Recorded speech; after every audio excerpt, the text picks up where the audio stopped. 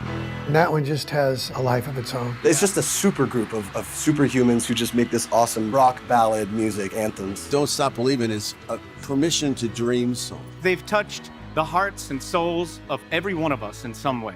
Don't stop believing. Just a small town girl. It's one of the most recognizable songs in rock history. Maybe you first heard it live back in the 80s, at a baseball game, a karaoke night, giving yourself arthritis while playing Rock Band, or watching the final seconds of The Sopranos. Don't stop believing. But no matter when it came into your life, one thing is certain. You know the words by heart. That is Journey. But how did a song that rejects so many of today's pop music conventions, a song that makes you wait over 3 minutes for a real chorus, become a global anthem? Let's find out through the genius of Don't Stop Believin'. Don't stop believing. Hold on, you step to your feeling. Starting with their debut album in April 1975, Journey leaned heavily on a progressive rock and fusion sound with notable jazz influences.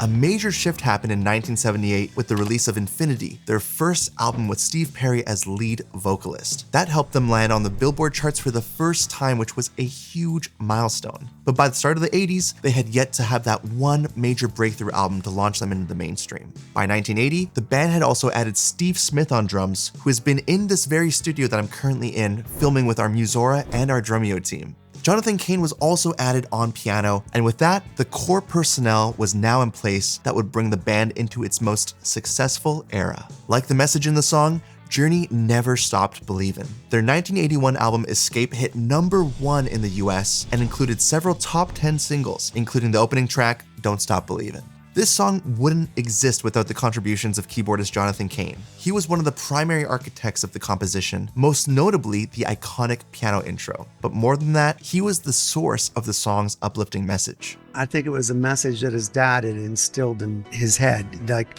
he'd gone through a lot of hard times and the struggle of trying to make it in the industry. Years before the song was released, Jonathan had written down the phrase, Don't Stop Believin' in a notebook. My father, he taught me how to believe, don't stop believing was his advice. He just said that on the phone. I wrote it down in a notebook.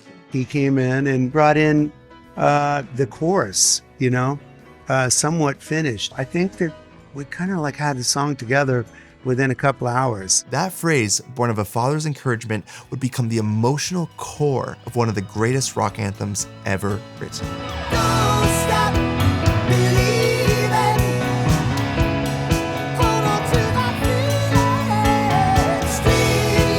I remember when I first started learning this song, it was in about 2005 or 2006. YouTube was brand new, and I looked up Don't Stop Believing piano tutorial, and it was one of the first ever tutorials on YouTube. And it wasn't 100%, but it gave me the gist of the song, and it impressed all of my friends. It was so much fun to play to, and every time I would sit at a piano, it was always requested, and still is to this day. That's what I love about the piano. One song can bring a room to life. But for so many people, learning piano feels confusing or out of reach, like you'll never quite get there.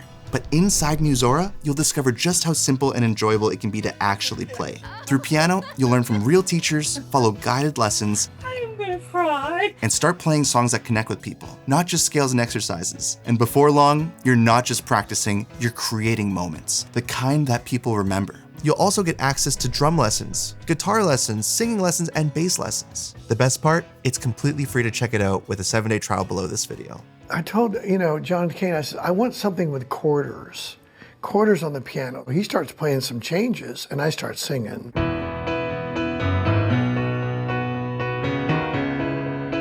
That driving rhythm is a great match for the lyrics, mirroring their uplifting aspirational message. The quarter notes are broken up by upbeats in the left-hand part, specifically on the and of 4, which adds this forward motion and propels us into the verse.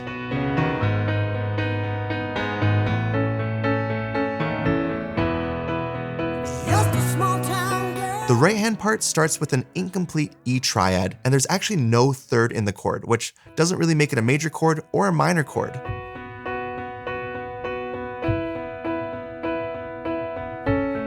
This simple voicing is common in rock music and resembles a power chord played on an electric guitar. The rest of the intro follows a fairly standard pop progression in E major, but instead of always giving us full triads and seventh chords in the right hand, it actually utilizes a melodic bass part to help outline the harmony.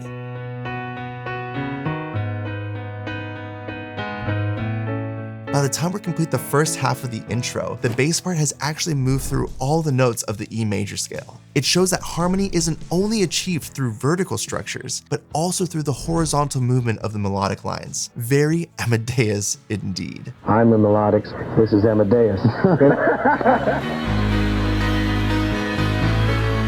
We have to start with Steve Perry's vocals.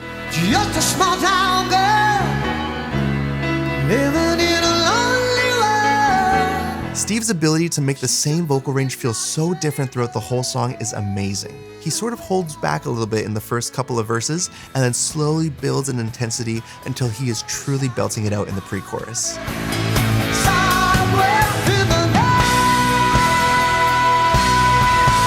The control he exhibits is astounding. His tone and intonation remain clean and consistent throughout the entire song. It's truly one of the greatest vocal performances in rock history. The first two verses contain a few well-placed previews of an instrument we haven't heard up to that point, like the guitar.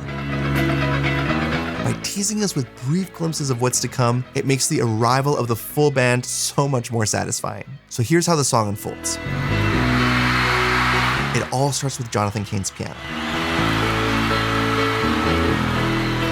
Then, Steve Perry enters to begin the story. Neil Schon plays us a one-note fill on electric guitar. That's all we get, but it's just a tease for what's to come. Next up, Neil gives us a longer fill with that epic reverby scream at the end. Two big stabs on the fore and from the rhythm section is our very first taste of Steve Smith's drums. 1 minute in and we don't actually have a solid drum and bass groove yet. They're really making us wait for it. For the build-up, we have this 8th note build that goes into the first pre-chorus that lets us know that the beat is about to drop.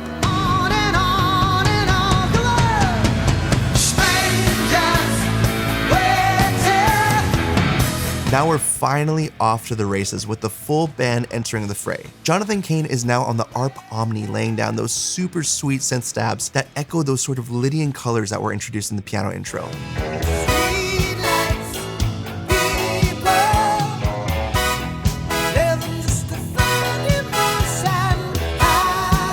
While the studio recording used the Omni, Journey often brought those parts to life on stage using synths like the Roland Jupiter and the Sequential Prophet. Both were staples of the early 80s arena rock sound design. Meanwhile, Neil Schon's guitars are driving that relentless 8th note pulse, and Steve Smith's tom-heavy group creates a syncopated counterpoint that keeps the rhythm section both grounded and dynamic.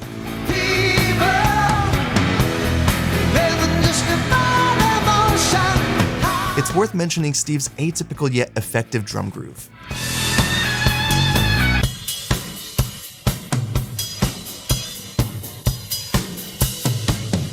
It brings in the syncopated cymbal pattern that is sparse and could easily go unnoticed by many listeners. But once you hear it, you can't imagine the song without it. A Berklee graduate, he was already an established jazz and fusion artist years before Don't Stop Believin', working with legendary fusion artists like Jean-Luc Ponty. His contributions add a layer of subtle complexity which elevate the song beyond your standard rock fare. He actually breaks down his drum parts in our Drumeo video, the iconic drumming behind Don't Stop Believin'. And more recently, turned Don't Stop Believing into jazz on Musora. Go check out those videos in the description below. Ross Valerie's bass part is also worthy of note. He could have simply doubled the left hand of the piano for the entire song, but if you listen in, you can hear Ross finding moments to weave his own lines through the harmonic progressions, especially during the instrumental interludes.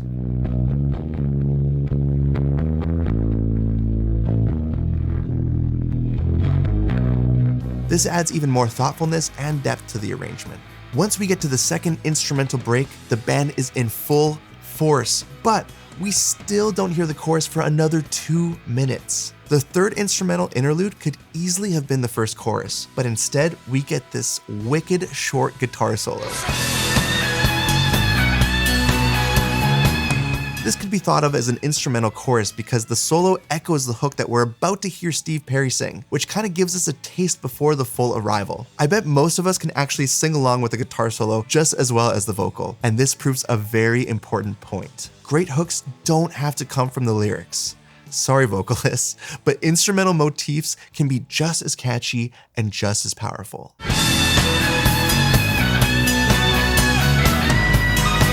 One of the things that sets Don't Stop Believin' apart from other hits is its structure. The chorus, the most iconic part of most songs, doesn't appear until almost the very end. It's a payoff strategy that breaks the rules of today's radio-ready songwriting, which typically launches us into a chorus as soon as possible. Instead of rushing to the chorus in the very first minute, Journey delays the gratification by letting the story unfold slowly in the verses and pre-choruses, starting with painting a scene of a boy and a girl on a midnight train, a smoky room, streetlights, strangers on the street, and feelings of doubt, hope, and longing. Every lyric and every verse feels like it's building towards something, an emotional arrival point in our story. Is that the end of the song? And when we finally get to that arrival point, the guitar solo and vocal chorus, it's not a double but a triple chorus which rewards us for our patience. Don't stop believing. Hold on to that feeling. Street light,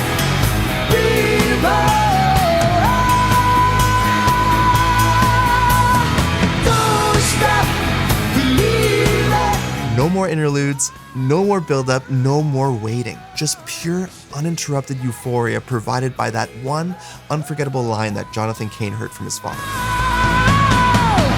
don't stop. End of 1981, Don't Stop Believin' had reached number 9 on the Billboard charts. Interestingly, another single from Escape, Open Arms, climbed even higher to number 2. And by the album's 40th anniversary, Escape had been certified diamond by the Recording Industry Association of America by selling over 10 million units. And over the decades, Don't Stop Believin' grew into something far bigger than its initial success. I know that Don't Stop Believing is a classic. From karaoke bars to football stadiums, to Sopranos to Glee, it became a cultural anthem. Its message, simple, universal, empowering, transcended generations. At its core, the song is built from basic elements, a piano riff, a universal story, and a truly great voice. But it was the synergy between the musicians that made this rock masterpiece. The visionary keyboardist, the reckless guitarist, the rock drummer with a jazz soul, the adventurous bassist, and the iconic frontman whose voice still makes us believe. Don't stop believing. Hold on, you step to your feeling. And that is the genius of Don't Stop Believin'.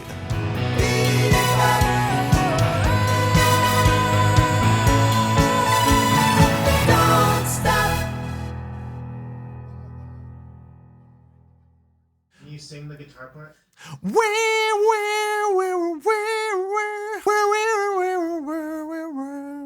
I don't know if that's a key.